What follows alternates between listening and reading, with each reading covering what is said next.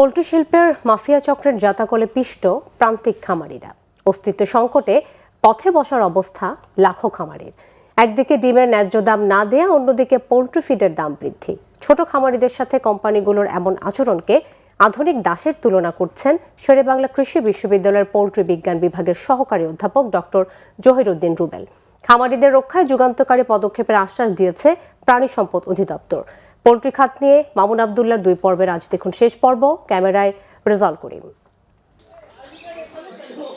শূন্য খামার, পড়ে আছে কিছু স্মৃতিচিহ্ন।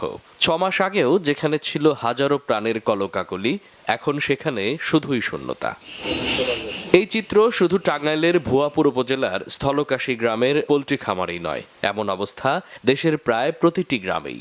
লাখ টাকার পুঁজি নিয়ে স্বাবলম্বী হওয়ার স্বপ্ন এখন আশায় গুড়ে বালি।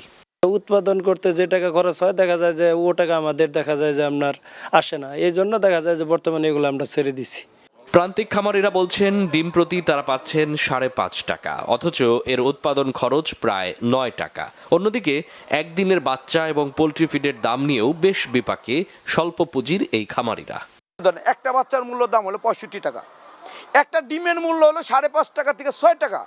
আপনি সেই ডিমের উৎপাদন খরচ কত, আপনি সেই বাচ্চার দাম 65 টাকা হয়, এটা দেখার কেউ নাই। কোম্পানি আর তেজগাঁ সমিতির নাম শুনছি আমরা, এই সমিতির মাধ্যমে তারা একটা মেসেজ দেয়, এই মেসেজ দিয়ে রেট নির্ধারণ করে। ঈদের পরে যদি ডিমের বাজার না বাড়ে, তাহলে আমার মনে করেন যে এই ফার্ম বন্ধ করে দিয়ে বিক্রি করে দিয়ে আমার দেশ ছেড়ে পালাইতে হবে। যদি শুধুমাত্র এমন হয় যে শুধুমাত্র লার্জ ফার্মিং কোম্পানিগুলোই ব্যবসা করবে, প্রান্তিক খামারিদের কোনো অস্তিত্ব থাকবে না, বা প্রান্তিক খামারের জন্য কোনো সুযোগ সুবিধা থাকবে না, অথবা প্রান্তিক খামারিরা এক্সট্রা কোনো বেনিফিট অথবা কোনো ধরনের কোনো প্রোটেকশন পাবে না, এই জায়গাগুলো যদি আমরা আসলে খেয়াল না করি, তাহলে ভবিষ্যতে দেখা যাবে যে আসলে আস্তে আস্তে এটা সব জায়গায় হয়, লার্জ কোম্পানিগুলো যারা আসলে বড় পুঁজি নিয়ে ব্যবসা করতে আসে, তারাই মূলত মার্কেটটাকে দখল করে। আধুনিক কালের যে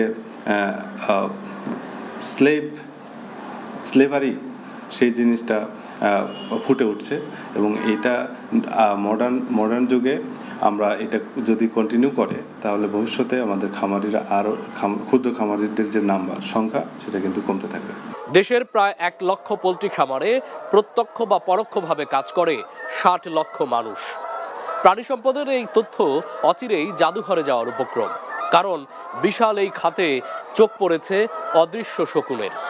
প্রশ্ন উঠেছে, এই অদৃশ্য শক্তি কি সরকারের চেয়েও বেশি শক্তিশালী? এই কর্পোরেট প্রতিষ্ঠানগুলো কন্ট্রাক্ট ফার্মিংয়ের নামে তাদের অধীনস্থ যে সমস্ত খামারে আছে, তারা কিছু বিশেষ সুবিধা পায়, যেটা হয়তো প্রান্তিক খামারির দোরগোড়ায় পৌঁছে না। এই জিনিসগুলিও আমরা আইডেন্টিফাই করেছি। এই জিনিসগুলো যাতে সকল প্রকার খামারি, এই সরকারের মূল উদ্দেশ্য হলো প্রত্যেকটা খামারি যাতে সমান সুযোগ পায়। তো সেই জায়গায় সেই কন্ট্রাক্ট ফার্মিংয়ের জন্য আমরা পলিসি গাইডলাইন করব। বিশেষজ্ঞদের আশঙ্কা, প্রান্তিক পর্যায়ের এসব খামারি হারিয়ে গেলে প্রায় 50,000 কোটি টাকার পোল্ট্রি শিল্প জিম্মি হয়ে যেতে পারে হাতে গোনা কয়েকটি কোম্পানির কাছে। মামুন আবদুল্লাহ, বাংলা ভিশন, ঢাকা।